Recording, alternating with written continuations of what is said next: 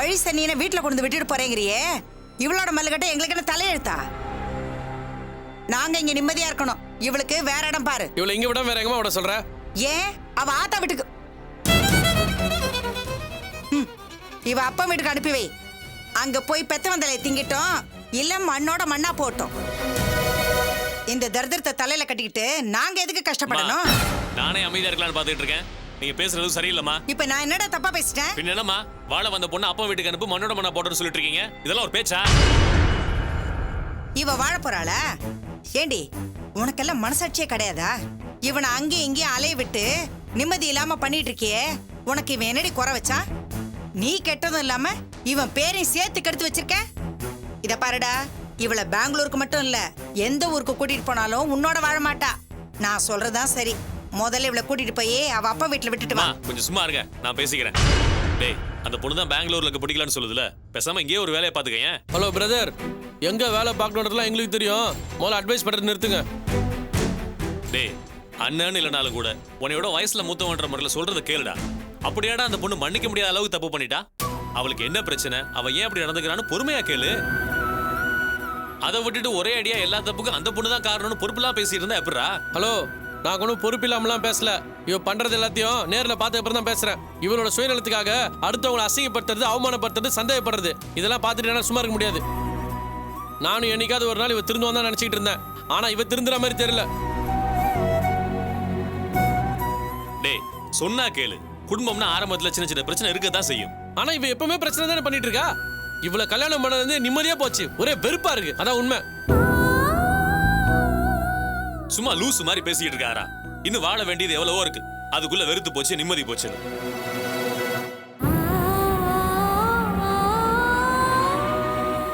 டேய், துளசி பண்றது சரியா தப்பான்லாம் இப்ப நான் பேச வரல. பெங்களூருக்கு போய் இந்த சாருவோட ஹெல்ப்ல வேலை பார்க்கறது அதுக்கு பிடிக்கல. அது பிரச்சனைனா விட்டுற வேண்டியதானே. எதுக்கு அந்த பொண்ணுக்கு பிடிக்காதெல்லாம் பண்ணிட்டு இருக்க? ஓஹோ, பொண்டாட்டி எது சொன்னாலும் எதுவுமே பேசாம அவங்க சொல்றதுலாம் தலையாடிட்டே கேட்கணும்ன்ற. ஆமாடா, குடும்பத்துல பிரச்சனை வராம இருக்கணும்னா அப்படி பண்றதுல தப்பே இல்ல. சரி, நீ கூட தான் என் குடும்ப விஷயத்துல தலையிடுறது அன்னைக்கு சுத்தமா பிடிக்கல. அப்புறம் ஏன் தலையிடுற? பொண்டாட்டி பேச்ச கட்டு நடந்துக்கலாம்ல. இதெல்லாம் தேவையா உங்களுக்கு? வேணாம் பேசாதீங்க, நான் அப்பவே தலைப்பாட அடிச்சுக்கிட்டேன். இப்ப ஏன் விஷயத்துல தலையிடுறதுக்கு நீ யாருன்னு கேக்குறாரு? நான் ஒன்னும் அந்த அர்த்தத்துல சொல்ல. ஐயா பெரியவரே, நான் இனிமே உங்க பேச்சுக்கு வரவே மாட்டேன். நீங்க உங்க பொண்டாட்டியோட பிரச்சனை பண்ணுங்க, அடிங்க, திட்டுங்க, என்ன வேணாலும் பண்ணுங்க. இனிமே ஏன்னு கேட்டா எங்களை எதுல வேணாலும் அடிங்க. நீங்க ஏன் இன்னும் இங்க இருக்கீங்க? அதான் பொங்கி வடிய பூச போட்டாங்கல்ல, மானம் கெட்டது போதும், முதல்ல உள்ள வாங்க. விடுறி, சும்மா வெறுப்பேத்திட்டு உள்ள வா. ஆமா, மூத்தவரனை கூட பார்க்காம மானம் கெட்ட கேள்வி கேட்பாங்க. அப்பெல்லாம் உங்களுக்கு கோவம் வராது, என்கிட்ட மட்டும் எகிருங்க. ஏய், அண்ணன் தம்பிக்கு ஏதோ பேசிக்கிறாங்க, நீ ஏடி தலையிடுற? நீங்க கொஞ்சம் சும்மா இருங்க, அப்புறம் என் வாயில நல்லா வந்துற போகுது. அவர் பேசுறது என் புருஷனை பத்தி, அதை கேட்டுட்டு நான் சும்மா இருக்கணுமா?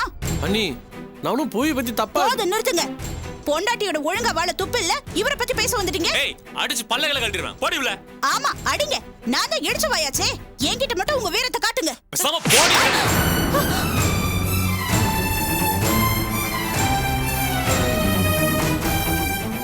வேணாங்க, திரும்ப அவங்க விஷயத்துல ஒரு வார்த்தை பேசுனீங்க, நீங்களாச்சு உங்க குடும்பமாச்சுன்னு பொட்டியை தூக்கிட்டு எங்க அம்மா வீட்டுக்கு போயிட்டே இருப்பேன்.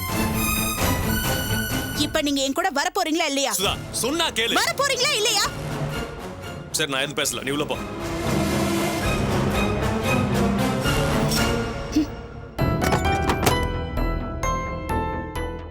போதுமாடா, இவ தான் பொழப்ப மட்டும் இல்ல, இருக்கிறவங்க எல்லார் பொழப்பையும் கெடுத்துக்கிட்டு இருக்கா. நீயும் இந்த குடும்பமும் நல்லா இருக்கணும்னா இவளை தொலைச்சி தலைமுழுகிறதா ஒரே வழி. அப்பப்பா, என்ன பொறப்போ தெரியல, தினம் தினம் இவளோட ரோதனை. டேய் தமிழே, ஐயோ பாவன் பாக்காத. இன்னைக்கு சாருவை பத்தி கட்டிக்க போறவங்கிட்டே தப்பா பேசினவ நாளைக்கே விஷத்தை குடிச்சிட்டு அதுக்கு காரணம் அவதான சொல்லுவா. இவ செத்து தொலைஞ்சா போலீஸ் கேஸ்ன்னு யாரால அலைய முடியும்? இத பர்றா, யோசிக்காத, கொண்டு போய் அவ அப்பா வீட்டுல விட்டுரு. சனியை ஒழிஞ்சு நிம்மதியா இருக்கலாம். இன்னும் ஏடி இங்க நிக்கிற? உன்னால நாங்க பட்ட பாடெல்லாம் போதாதா? எங்களை நிம்மதியா வாழ விடு. முதல்ல இங்க போ. அவனை ஏண்டி பாக்குற? நீயே தானே தாலி கட்டிட்டு வந்த, நீயவே போயிடு. முறைப்படி கல்யாணம் பண்ணிட்டு வந்திருந்தா முறைப்படி பிரிச்சு விடலாம். இது திருட்டு கல்யாணம் தானே. வேணாம். என்னடி வேணா? இன்னும் எத்தனை நாளைக்கு தான் இந்த குடும்பத்தை அழைச்சு கொட்ட போற? மரியாதையை கெடுத்து அனுப்புறதுக்கு முன்னாடி ஒழுங்கா நீயே போயிடு. உன் உடம்புல நல்ல ரத்தம் ஓடுதா இல்லையா? போன்னு சொல்லிட்டேன்ல, போயேண்டி.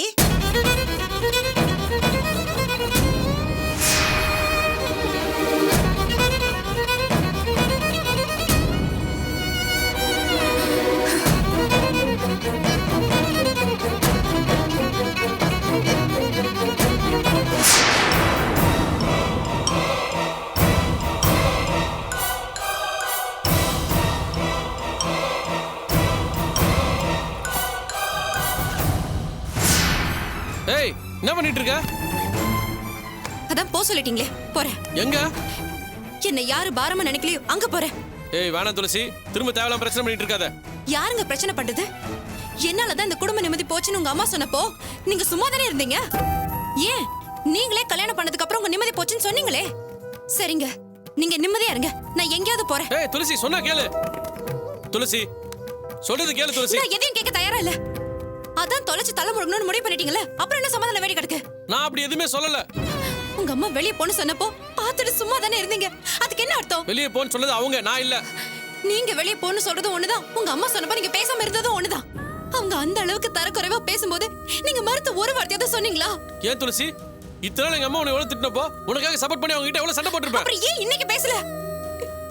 ஏன்னா எல்லா பிரச்சனைக்கு காரணம் நான் தானே முடிவு பண்ணிட்டீங்க. என்ன தலை முழுகினா பிரச்சனை முடிஞ்சிடும் முடிவு பண்ணிட்டீங்க, அதானே?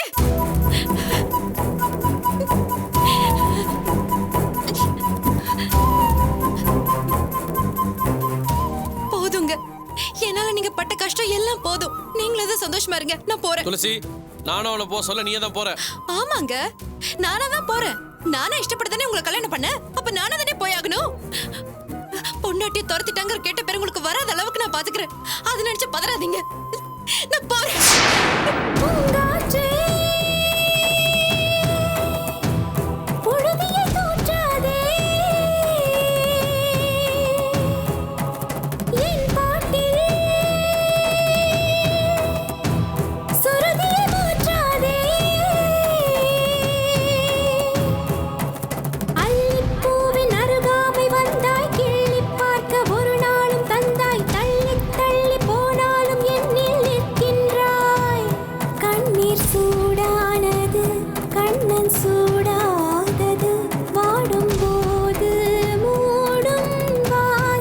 பசங்களா போங்க, சொன்ன கேளு, அந்த பக்கம் போய் விளையாடு. ஏய் போ.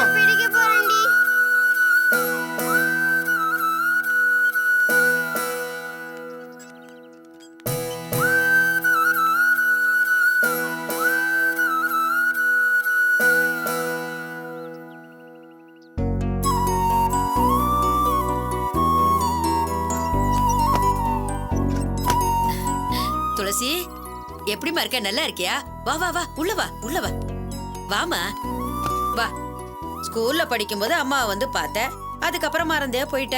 கல்யாணி, நீ காலேஜ்ல படிக்கிற, கல்யாணம் வேற ஆயிடுச்சு, நினைச்ச நேரத்துல வர முடியாதுன்னு சொன்னா. அம்மா, உன் புருஷன் எப்படி இருக்காரு? வாமா வா வா, கூட்டிட்டு வந்திருக்கலாம்ல. பாக்க நல்லா இருப்பாருன்னு வேற சொன்னாமா. எனக்கு தாமா நேர்ல பாக்க நேரம் கூடி வரல. ஏமா நின்னுகிட்டு இருக்க? உட்காரு. இரு, குடிக்க தண்ணி கொண்டு வரேன்.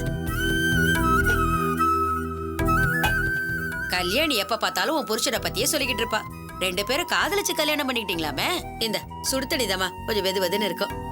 துளசிக்கு கிடைச்ச புருஷன் தங்கமானவரு, அவ குடுத்து வச்சவ, துளசி மேல உயிரையே வச்சிருக்காரு, உள்ளங்கையில வச்சு தாங்குறாருன்னு உன் புருஷனை பத்தி பெருமையா சொல்லுவாமா. என் பொண்ணு சொல்றதும் கரெக்ட் தானே. முன்கோபக்காரன், குடிகாரன், எதுக்கும் உதவாத ஆம்பளைய கல்யாணம் பண்ணிக்கிட்டு எவ்வளவு பொம்பளை பிள்ளைங்க கஷ்டப்படுறாங்க. நல்ல புருஷன் கிடைக்கிறது முன்ஜென்மத்து புண்ணியம்மா. அது உனக்கு கிடைச்சிருக்குமா. ஆமா, முழுகாம இருக்கியா? இல்ல. காலாகாலத்துல அதெல்லாம் பெத்துக்கணும், தள்ளி போடக்கூடாது.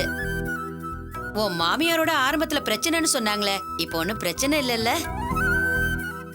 எல்லா வீட்லயும் அதே கதிதாமா. ஆரம்பத்துல மகனை விட்டு தர முடியாம மருமக கூட சண்டை போடுவாங்க. அப்புறம் வந்தவன் நல்லவன்னு தெரிஞ்சதும் தன்னால ராசி ஆயிடுவாங்க. ஆமா, கல்யாணி நீ பெங்களூர் போயிருக்கிறதா சொன்னா, லீவுல வந்திருக்கீங்களா? ஆமா. உன் முகமெல்லாம் வாடி போயிருக்கம்மா. பஸ்ல வந்த அலுப்பா? இருக்கும். பஸ்ஸை விட்டு இறங்கின உடனே கல்யாணியை பார்க்கணும்னு ஆர்வத்தோட வந்திருப்ப. எவ்வளவு நாள் ஆச்சுமா. தாய் இல்லாத புள்ள, ஏதோ ஆண்டவன் கண்ணை திறந்து உனக்கு ஒரு நல்ல வாழ்க்கையை அமைச்சு கொடுத்துருக்கான். அதை நினைச்சுதான் நானும் கல்யாணியும் ஆறுதல் பட்டுக்குவோம். கல்யாணி எங்கம்மா? சவாரி போயிருக்காளா? ஆமாமா, இப்ப வர நேரம் தான். ஆமா, பெங்களூர்ல ஏதோ புரியாத பாஷையில பேசுவாங்களாமே, நீ எப்படி சமாளிச்ச? பெரிய தலைவலியா இருக்குமே. உன் ஃப்ரெண்டு வந்துட்டா. கல்யாணி, வா வா வா வா. யார் வந்திருக்கான்னு பாரு. யாருமா? வா சீக்கிரம் வா. ஏய் துளசி, நீ எப்படி வந்த? பெங்களூர்ல எப்படி இருந்தது? சொல்லாம கொள்ளாம போயிட்ட பாத்தியா? என்னடி அங்க நீயும் உன் புருஷனும் மட்டும் தானே? மாமியார் பிரச்சனை இல்லாம சந்தோஷமா இருந்திருப்பீங்களே. துளசி, என்னாச்சு உன் முகமெல்லாம் ஒரு மாதிரியா இருக்கு? அம்மா, எங்க 2 பேருக்கும் டீ போட்டு எடுத்துருவா. நான் கடைக்கு போலான்னு தான் கிளம்புனேன், அதுக்குள்ள துளசி வந்துருச்சு. நான் போய் டீயும் காய்கறி வாங்கிட்டு வந்துடுறேன். சரிம்மா.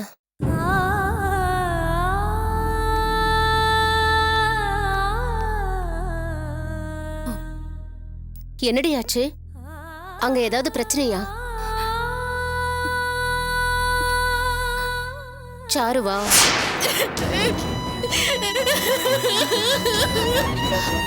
துளசி, எதுக்கு அழுகுற? நான் மோசம் போயிட்டேன் கல்யாணி, என் வாழ்க்கையே முடிஞ்சு போச்சு.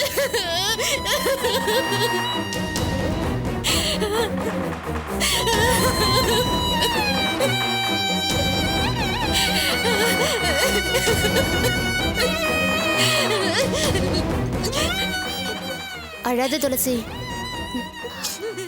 அழாத. என்னடி ஆச்சு? வீட்ல ஏதாவது பிரச்சனையா? என்னால முடியல கல்யாணி, தினம் தினம் நரக வேதனை. அவரோட வாழ்ந்தது போதுன்னு நான் ஒரேடியா கிளம்பி வந்துட்டேன்.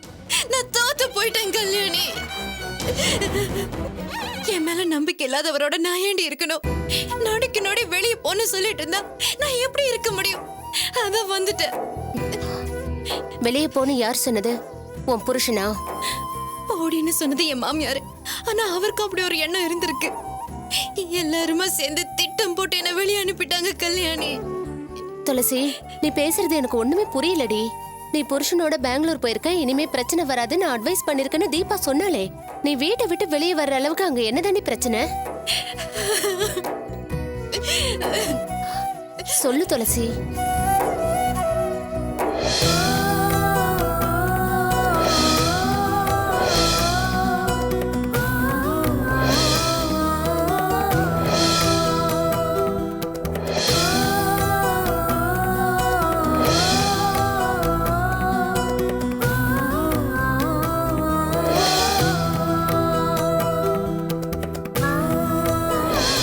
எல்லாருமா சேர்ந்து என்னை ஏமாத்திட்டாங்க.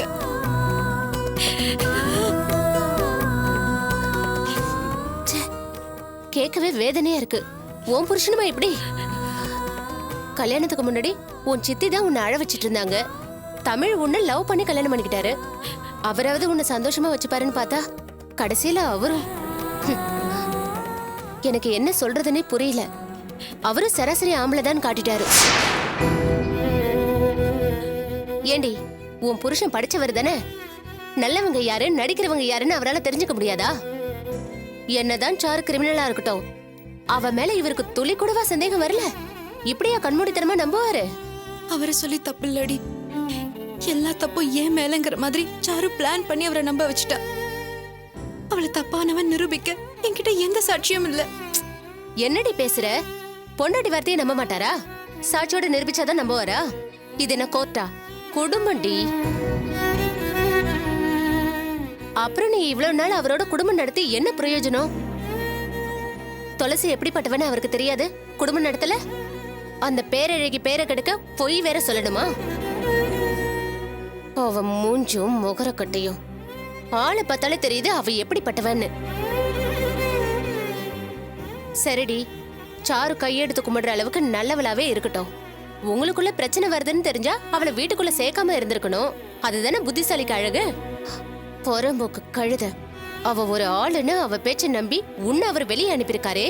இப்ப என்னதான் வேணுமா அவருக்கு? சாருவை நான் புரிஞ்சுக்கணும், அவ நல்லவன் நம்பணும். ஆ, அந்த துரோகிக்கு கோயில் கட்டி கும்பிட சொல்லு. உன் மாமியாருக்கு தான் அறிவில்லைனா இவருக்கு எங்கடி போச்சு புத்தி? உன் புருஷன் பண்றது கண்ணை திறந்துகிட்டே போய் சாக்கடையில விடுற மாதிரி இருக்கு. சரி விடுறி, அவரை திட்டி மட்டும் இனிமே என்ன ஆக போகுது? ஏண்டி, உன் மாமியார் இன்னைக்கு நேத்தா உன்னை கரிச்சு கொட்டுறா? தாலி கட்டின முத நாளே உன்னை வீட்டுல சேர்க்காம வெளியே நிக்க வச்சவ தானே? அவ சொல்றான்னு நீ எதுக்கு வெளியே வந்த? இது ஏன் வீடு, நான் இங்கதான் இருப்பேன்னு முகத்துல அடிச்ச மாதிரி சொல்ல வேண்டியதுதானே? இல்ல கல்யாணி, அவருக்கே என் கூட வாழ விருப்பம் இல்லாதப்போ நான் எதுக்காக அங்க இருக்கணும்? நான் செத்தா பரவாயில்லங்கிற மாதிரி அத்தை பேசும்போது இவர் ஒண்ணுமே சொல்லாம நிக்கிறாருடி. பல்ல கடிச்சுக்கிட்டு அங்கேயே இருந்துடலாம் தான் பார்த்தேன். அவர் முன்னாடி இந்த அளவுக்கு வெறுப்பா பேசுறவங்க அவர் பெங்களூர் போயிட்டா என்னெல்லாம் பேசுவாங்க. நீ பொறுமையா இருக்கிறதுனாலதான் உன்னை ஏறி மிதிக்கிறாங்க. உன் மாமியார் ஏதாவது பேசிட்டு போகட்டும், பிரச்சனை தீர்ற வரைக்கும் நீ அங்கே இருந்து ஜெயிச்சிருக்கணும். ஐயோ கல்யாணி, எனக்கு அந்த நம்பிக்கையே இல்ல. அதுவும் இல்லாம அந்த வீட்ல யாருக்குமே என்ன பிடிக்கல. சுதா அக்காவும் சுயநலத்துக்காக தான் எனக்கு உதவி பண்ணியிருக்காங்க. லாவண்யா வந்துட்டா அத்தையும் அவளும் சேர்ந்துக்கிட்டு என்ன கேவலமா நடத்துறாங்க. புவி மாமா மட்டும்தான் ஏன் சார்பா பேசுறாரு. ஆனா அவர் வார்த்தைக்கு அங்க மதிப்பு கிடையாது. இப்படி எல்லாரும் என்ன வெறுத்து ஒதுக்குனா நான் ஒருத்தியா எப்படி எங்க நிம்மதியா இருக்க முடியும்? முடியலடி, அதான் வெளியே வந்துட்டேன். சரி, இப்ப என்ன பண்ணலான்னு இருக்க? உங்க அப்பாவுக்கு இந்த விஷயம் தெரியுமா? நான் வாழாம வந்துட்டேன்னு தெரிஞ்சா அப்பா துடிச்சு போயிடுவாருடி. பாட்டி ரொம்ப அழுவாங்க. அதான் சொல்லாம வந்துட்டேன். அப்பாவுக்கு தெரியாம எப்படி? என்னைக்கா இருந்தாலும் ஒரு நாள் தெரிஞ்சுதானே ஆகணும். முதல்ல அவருக்கு ஃபோன் பண்ணி விஷயத்த சொல்லு. இல்ல வா நேர்ல போய் பேசுவோம். இல்லடி, என்னால அங்கெல்லாம் போக முடியாது. அவரோட சண்டை போட்டு வந்துட்டேன்னு தெரிஞ்சா சித்தி என்ன வீட்டுல சேர்க்கவே மாட்டாங்க. அப்படியே உள்ள வந்தாலும் என்ன அவமானப்படுத்தியே கொன்னுடுவாங்க. இதுக்கு மேல என்னால வேதனையை தாங்க முடியாது கல்யாணி. வீட்டை விட்டு வெளியே வந்துட்டேன். ஆனா எங்க போறதுன்னு தெரிய மாட்டேங்குது. தீபா வீட்டுக்கு போலன்னு பார்த்தா அவங்க அம்மா பிரச்சனை பண்ணுவாங்க. எனக்கு உன்னை விட்ட வேற யாரும் இல்லை கல்யாணி.